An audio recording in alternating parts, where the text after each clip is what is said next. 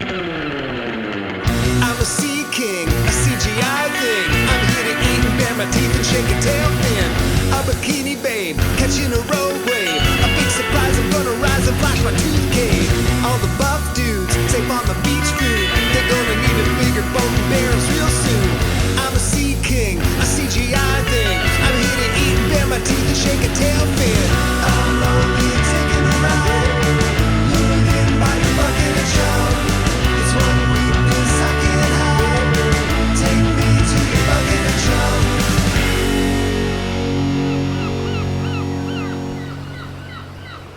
Hello, everybody, and welcome back to another episode of Bucket of Chum, the Shark Movie Podcast. As always, I'm your host, Steve Coates. This week, we are checking out Shark Side of the Moon from 2022, directed by Glenn Campbell and Tammy Klein. Yeah, this was a movie. It's on Tubi. If you want to watch it, it's there for free. I'm just going to go into it. We're going to start off with the poster expectations. So, this has a shark standing in front of the moon, so I better see some fucking sharks, like, flying through fucking space, or I'm going to be pretty goddamn upset. I mean, really. You're showing me a shark standing in front of the moon, not just on the moon, so I better see fucking sharks in space or something. And the shark on the cover has, like, a lot of detail to it, so I'm almost kind of expecting at least some practical shark effects for these shark creatures. If you look at the poster, it's like a half shark, half man, like, creature thing. So that's, like, the whole crux of this fucking movie. But hey, there's not much else for me to do other than let's dive in. So, right off the bat, we see this is a movie by The Asylum, and my heart sinks a little bit when I see this. Like, I thought, judging by the poster, we were going to get some practical effect sharks. Maybe not all of them, but at least some. But after seeing that, like, fuck, I know we're not going to get any of that. So I was a little disappointed right off the bat, but I'm like, hey, they still made movies like Sharknado and some other ones that I really enjoy, so maybe this one won't be too bad. Let's keep going in and let's see how this goes. We get some stock footage of space shuttles and rockets and a timeline of America and USSR's space programs or some shit. Then we get a title card, Top Secret Soviet Lab, somewhere near Moscow, USSR, 1984. We see a Russian scientist with a bucket throwing guts into a large tank or something.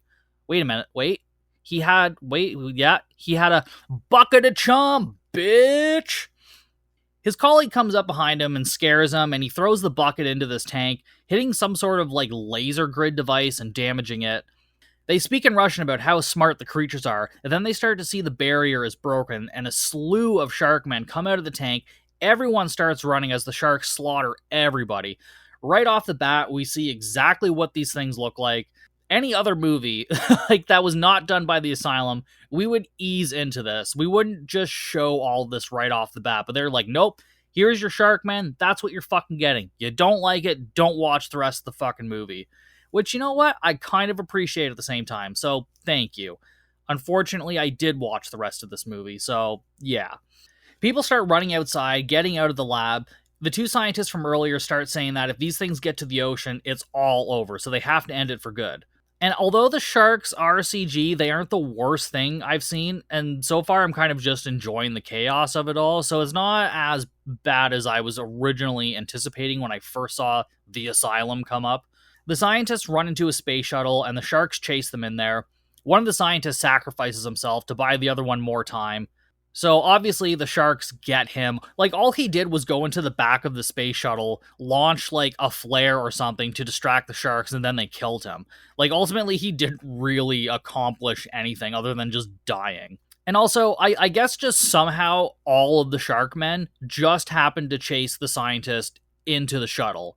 So, like, every single one that was in this facility were just like, no, fuck everybody else. We're going to this space shuttle. That's what I'm assuming would fucking happen, because they haven't told me otherwise. So now we cut to Cape Canaveral, Florida, present day. A space shuttle is getting ready to launch. One of the crew members falls ill, but the launch can't be delayed because they say it'll delay them 6 months and they can't afford that.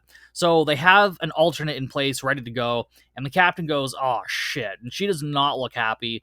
Nobody on the ship looks happy about this. Nobody seems happy that this guy is coming, and they almost imply that these people had like a relationship with this man before. This does not come to fruition at all. This does not fucking matter. They could have just left the other person that was there and it would have been fine. They built this up like it was going to be like some character development, and it turned into nothing. Nothing. So we see some glamour shots of this dude riding a motorcycle. He's our alternate astronaut. He arrives to the shuttle as the other crew members get the shuttle ready. His name is Michael, and the commander, they kind of have like a passive-aggressive argue, so they have a past we don't know about just yet. Or at all.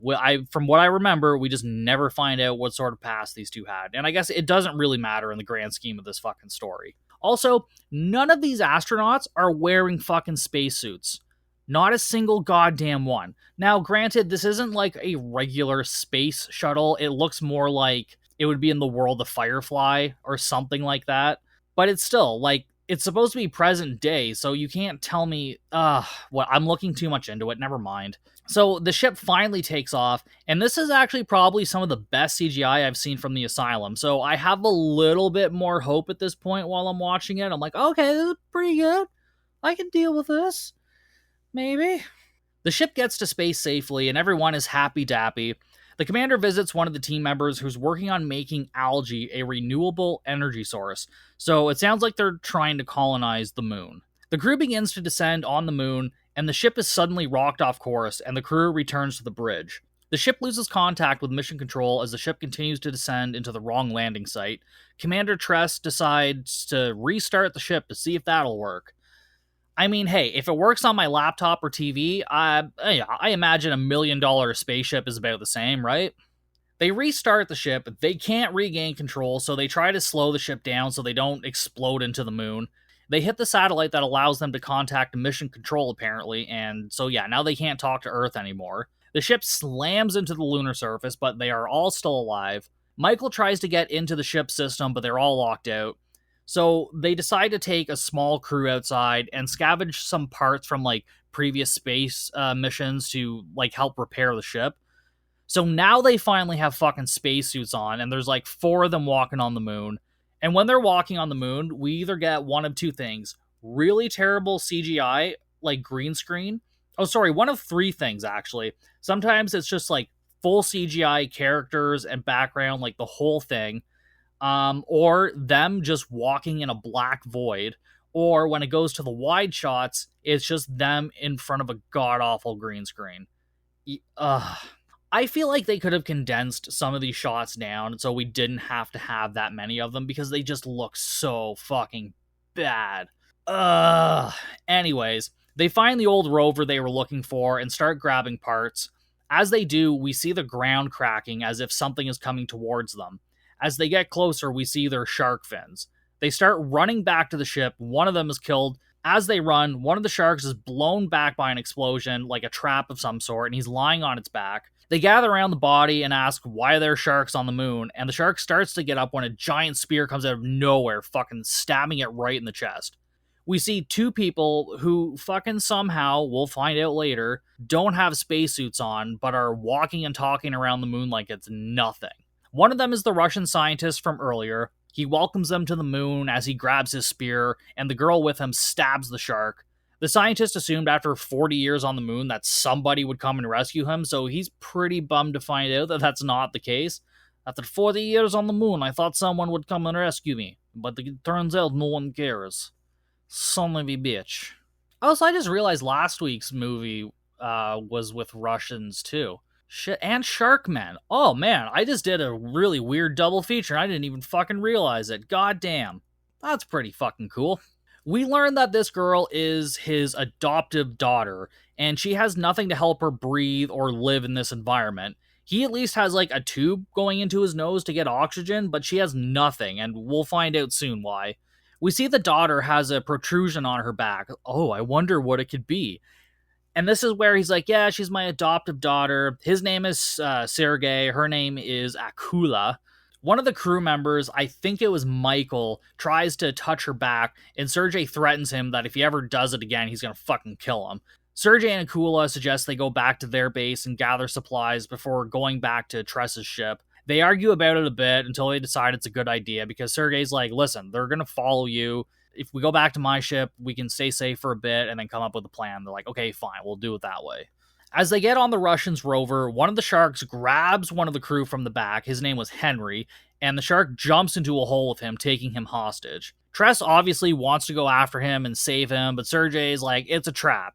If they wanted him dead, he would be dead already. Tress goes to warn the remaining crew on the radio, but Akula says no, and Sergei says the electromagnetic waves from the radio will attract the shark. So they head back to Sergei and Akula's base for supplies. We see Henry as he's being taken prisoner. He has no helmet on and he's asking why he can breathe. And they bring him before one of the sharks. And this thing is wearing a fucking leather bra or something with a goddamn sheriff's badge. Where did they get a sheriff's badge? On the moon. Like, okay, I guess maybe they made it because they do have like some facilities built. Which again, how they got the materials to build these things is fucking mind-blowing. We never address that part. There are so many other things that they address in this movie, but some of the bigger things, like how did they construct some of these buildings, or, my question, this sheriff's badge. The shark starts speaking in Russian, and we learn they want to take the ship back to Earth with their eggs, and then return for the rest of the sharks later. Then another shark is brought in front of Henry, and this skinny bitch is speaking English. And what I like, she is a skinny, stereotypical, like, female that you would see in, like, a comic book or something. And they made this their female leader. Which was weird to me, because, like, I don't think female sharks are necessarily skinnier than the males. Or at least not in the way that they made this bitch skinny. Like, there's just no way. But, anyways. The others arrive at Sergei's base, and we learn they have created oxygen from algae, just as the other woman was planning to do, so yay, it works. Tress and Michael start asking them questions, starting with why Akula doesn't need oxygen or a suit to survive. So she unzips her top a bit, and we see she has gills, so she's a hybrid. Whoa, who could have seen it coming? Sergei says he found her at an abandoned camp, and she was healthy and hungry, and he raised her as his own. Oh, it's not so nice. Like, oh, the little baby shark. Oh, look at the little baby shark. Yes, I'm going to make it my own. I am lonely man, so I need daughter shark to help keep me company. And then what we do when we get older is my business, because I am the Russian scientist. I'm lonely man. So now Sergei shows them his suits, which, with a bunch of science jargon, the suit keeps them warm, blocks electromagnetic signals or something, and they use algae for oxygen. At this point, it's just best to accept, like, what they're saying. Like, okay, I get it. You didn't have enough money for fucking spacesuits, so this is what we're getting. Oh yeah, we just, like, throw some algae on our back in a jar and it creates oxygen so we can breathe. I don't think that's quite how it works, but then again, I am no Russian scientist. I cannot tell you how these things work because I am stupid. I am a North American dumbass. What can I say? Tress asks why the sharks are even there in the first place, so Sergei explains that they made these sharks to be used as a weapon against the US during the Cold War, and then he tells him about the breakout, blah blah blah. She then asks, like, how he was able to survive on the moon for, like, 40 fucking years, and I guess the ship was filled with experiments, so he was able to grow his own food, get water, all that fun shit you need to live. And then they said they, like, drilled for water. Again, it's so far out there. At least the algae thing is somewhat believable. Like, I can, whether or not it's true, just looking at it in a movie, I can just kind of accept it. But some of this other shit, it's like, oh yeah, we just drilled for water. With fucking what? What fucking drill do you have on the moon? Did the boys from Armageddon swing by after their fucking comet and be like, oh, hey, take our fucking drill here. Drill for some water. Have fun. Anyways, Michael chimes in that they need to start going after Henry. So they gather some supplies, and Tress tells Michael she's going to try and tell the crew to not use anything electromagnetic. So she sneaks away and uses her radio, which sends electromagnetic signals and sends a message to Ellie. And she tells her, do not respond, don't use the radios, you're in danger of being attacked, so don't do that. So we go to the ship, we see the crew trying to get shit working, and they start to receive the commander's message, but it's all garbled as fuck. So naturally, Ellie decides to respond back because she can't hear the message, so of course she's going to use the fucking radio now. Idiots. We see a shark walking along the moon, and it clearly hears the fucking signal, so it starts heading towards it. Ellie says they need to go find the rest of the crew because they've been gone for like too long. Like, even though they were given orders to stay there for fuck's sakes, like, no, we gotta go save them. No, you don't. Stay put. In the prison cell with Henry, he's being beaten by the skinny shark and keeps telling her he doesn't know where the ship is because they landed so far off course. Then the shark says they just want to go back home to Earth, and Henry's like, "You're from Earth?" And she's like, "Yeah, I'm gonna go rule Earth, motherfucker." And he refuses to tell her where the ship is, and she calls the big butch shark, I believe its name was Scar, and it bites his fucking leg off, and then she cauterizes the wound with some, like, giant car cigarette lighter looking thing. So we learn that this leader shark, her name is Zarina. So she pulls out a map, and Henry points where the ship is, and she tells Scar to get a crew ready to go and find them. Back with Sergei and all of them, they're in these, like, fancy spacesuits that don't require masks, which just look fucking awful. Like, if they were going to cut the budget somewhere, I would have rather them done less shots with CGI and just spent, like, fucking $10 more on these costumes. Just fucking 10 more. That's it. But they also have sharpened spears made out of moonstone, which is apparently the only thing that can pierce the shark's skin. Sure. They head out in the rover before deciding to continue on foot. Sergei starts giving some backstory on the shark. We learn that there's like probably a few dozen of them, and the leader, Zarina, only allows the strongest eggs to hatch. And so basically they keep all these eggs, the ones that they don't believe are strong enough, in hopes that one day they can return to Earth and get the technology to make them all like fucking super sharks, I guess. Like, they're all already fucking hybrid shark people, so I don't know like what they consider their weak link to be, but whatever. Although I guess it's also a way to make sure that the population doesn't grow out of control so they can keep it somewhat contained, which is like probably the smartest thing anybody in this movie has fucking done so far. They start to sneak up on the crater where the sharks have their civilization. We get a look at the inside of this crater. We did get a look earlier too, but there's a few like large buildings, some smaller ones, and I mean overall pretty fucking impressive for shark people making this, and especially since they seem to have had to have manufactured all of this themselves, so they're highly intelligent and apparently resourceful because they're making buildings and factories and shit, so yeah, good on them.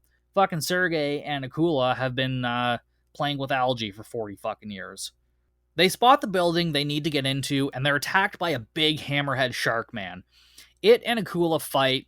Tress cuts one of its eyes out, and Akula does some acrobatic shit and then fucking stabs it, and it's done for. It is all fucked up. They start sneaking into the town or crater. Tress comments on how impressive it all is, and Akula is like, yeah, too bad they're all bloodthirsty monsters. Yes, we know that, but we can just comment on how impressive this all is, for fuck's sakes. Like, yeah, we know they're bloodthirsty monsters. You don't need to tell us that. And now we're back with Ellie and one of the other crew. They're wandering the moon, and they come across a severed arm that belonged to Liam, who was one of the crew. They then spot one of the sharks and decide to head back to the ship. Yep. The shark gets Owen. Ellie yells for him, but he's dead, and she sees this massive shark holding a big spear. So she stops, and she throws a fucking rock at it as if that's going to do anything. The shark chases her down and then eats her. So you probably should have stayed in the fucking ship, Ellie. Good fucking job. Now Owen's dead. You're dead. Somebody else is probably going to die because of this. God damn. Back on the ship, Josie, the algae girl, and Tom start figuring out a way to get home and figured they only have a 6-hour window to get home. So Tom starts on the fucking radio, and of course the shark from earlier starts approaching the ship. Sergei and crew are sneaking into the base, trying to avoid any conflicts with the sharks as they don't want to draw attention to themselves. And they say, like, drawing blood draws attention, or no blood, no attention sort of thing.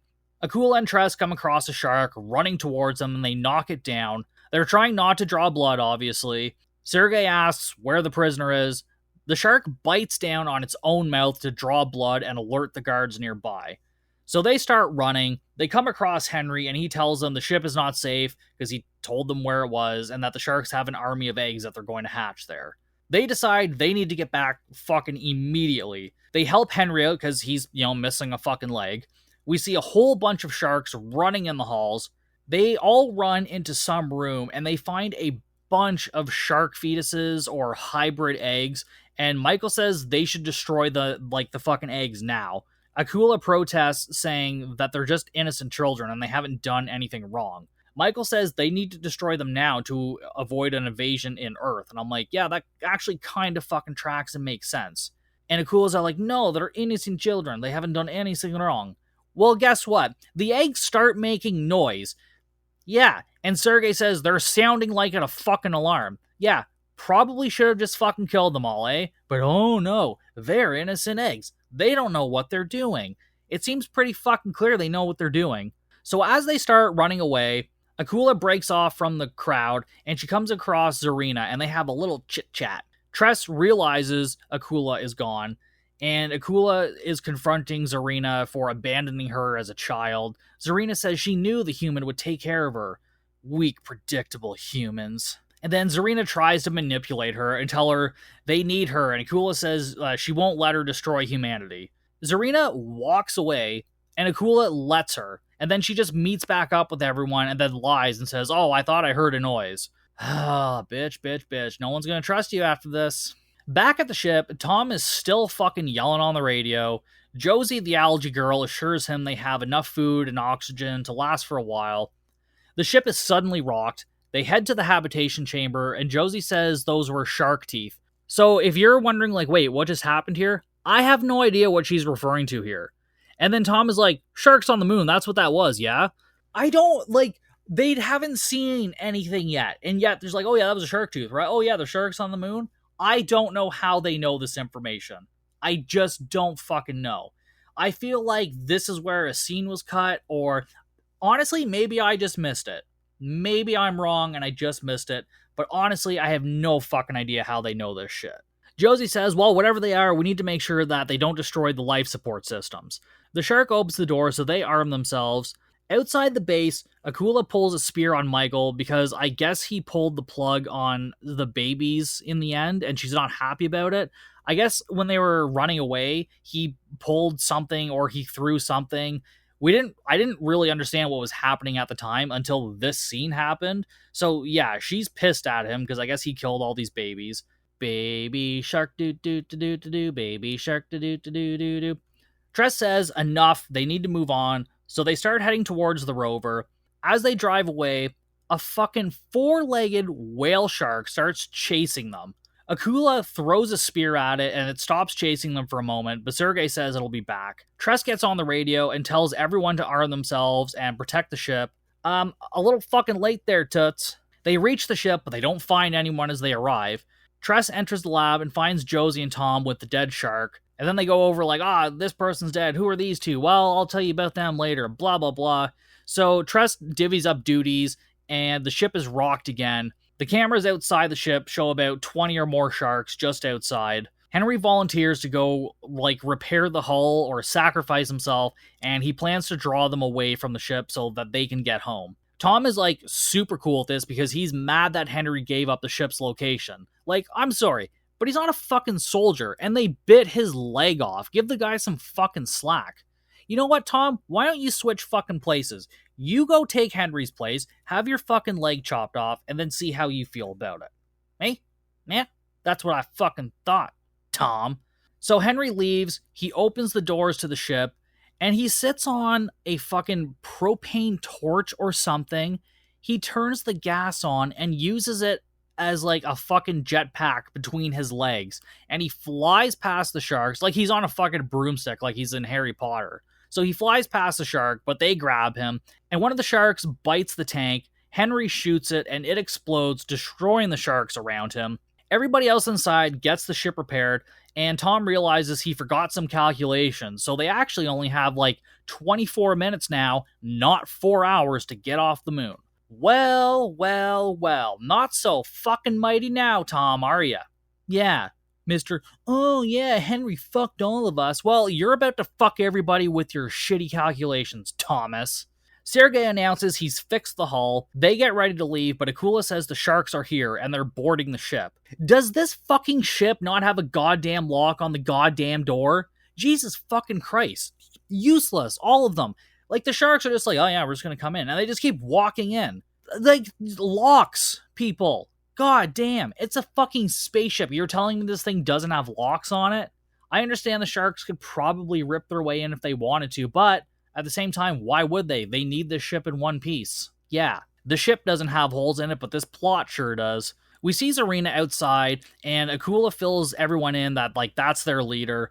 Tress tells everyone to hide and only attack when necessary, so everyone hides for a fun game of hide and shark seek. Josie goes into the lab and turns on every electronic device in order to try and hide herself. A shark enters the lab, and as she tries to sneak away, she fucking knocks a cup off the table. A shark grabs her legs, pulls her onto the table. She's fucking dead. Tom is leaving a room, and I guess he was putting his flight plan onto a USB stick so that the sharks wouldn't have it. And then as soon as he leaves this room, a shark knocks him out. Michael comes across the shark and starts fighting it. Tress, Sergei, and Akula come around the corner, and they say they surrender, so they're done. They're all taken to Zarina. Zarina thanks Akula. She says this wouldn't be possible without her. Apparently, when they were hunting the sharks, some of them went to the Russian ship and learned how to fly somehow. And somehow this is Akula's fault, which, okay, I understand Akula should have either killed Zarina or told the others about Zarina and how she tried to recruit her, basically. And she says, Akula says, I'll never join you. And the others are, kind of iffy about this whole situation. Mostly Michael. Michael's, very not trustworthy of her, but what the fuck are you gonna do? Tress chimes in and says it's not too late for them all, and that Zarina and her people could live there on the moon and grow and thrive. The humans will go back to Earth, and then they'll come back and drop off supplies from them. Honestly, if I'm Zarina, I'm calling your bullshit. There's no way. It's just let us go, and I promise you we'll come back. Even though you tried to kill us, we'll come back for you. She tries to use the argument oh, you were created by humans, so maybe humans can help you. No. Humans create other humans and we can't even fucking help each other, so that's not really a great fucking argument. And then Zarina says, I'd rather just, take Earth for myself. Which makes sense. She gets into the commander's chair and she fires the ship up. Michael and Akula make up and stop fighting finally. And Sergei and Tress try to come up with a plan. Big Butch Shark starts approaching the cell that they're in, and they all get ready to fight, and a spear pierces through the shark's chest and it falls, revealing Henry is still fucking alive somehow, but he's immediately killed by another shark. So he got his, couple of moments of redemption, and now he's finally fucking dead. For real this time. Tress kills that shark, and they find Tom's USB with the flight plan on it, still attached to his arm. The ship starts taking off, and they open a door and start jumping out one by one. Zarina shows up, and Akula pushes Tress out of the ship. Akula and Zarina fight. Akula just knocks Zarina out of the ship and stabs her pretty fucking easily. The crew looks up and sees a whole lot of sharks standing on a ridge, so they head for Sergei's ship. Zarina starts getting back up, so she's not even fucking dead yet. Somehow she survived all this. Sergei leads the sharks through an area of booby traps. He suggests that he could make a bomb that would destroy the sharks by setting it off underground to get some lava and kill the sharks, and somehow also get the ship that's still heading towards Earth, apparently. Somehow it's outrageous. It's a completely outrageous and nonsensical plan. Sergei is going to sacrifice himself so they can destroy the sharks. He gives Akula some disc and says that when they land, it will do the job. Whatever the fuck that means. Tress, Tom, and Akula head out of the ship and start slicing sharks. Sergei takes off on the ship. Zarina starts throwing bodies into the mouth of the giant four-legged whale shark for reasons. I don't know why this was here. I also don't know who she keeps throwing into his mouth because they reuse the same shot twice. It looked like a person, but there was no other person there that died from what I remember, but maybe it was a shark hybrid. Fuck it, I don't know. Sergei drives the ship into the shark crater, and a plume of lava hits the other ship, knocking it out of orbit and into a pit of liquid hot magma. Little by little, we see the shark civilization being destroyed. Then, I don't know what happened, but something is flying through space. It hits the water on Earth, and a bunch of regular sharks come swimming out, and a life raft appears, and our 3 heroes that are left climb on. I have absolutely no fucking clue how we got here. None whatsoever. Like, I didn't see them get onto a ship. It's like they were just in a piece of the moon and that it flung it to Earth. By the way, it took them 68 fucking hours to get to Earth on their spaceship.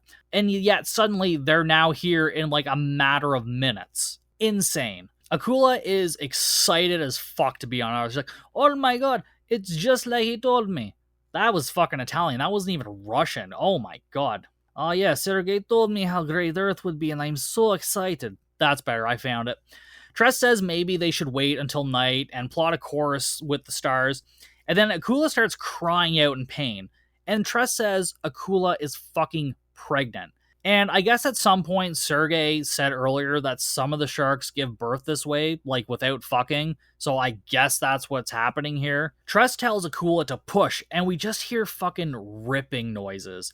And out comes a baby shark man. Tress exclaims how cute it is, and then it lunges at Michael, and Akula exclaims, I need to take care of my babies, and jumps in the water. And now, overhead of the boat, we're looking down, and we can see it is surrounded by just adorable sharkmen babies.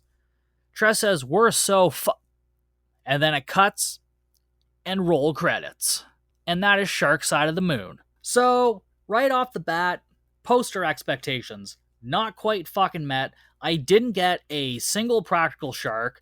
I mean, I guess technically we got some sharkmen on Earth after, but yeah, no practical sharks, and a whole lot of plot points that just do not connect together. Now, overall, yes, I've been ragging on this movie. Was it fun? Absolutely. I had a blast watching it, but like, when you're analyzing it and looking at it, it makes zero fucking sense in a lot of places.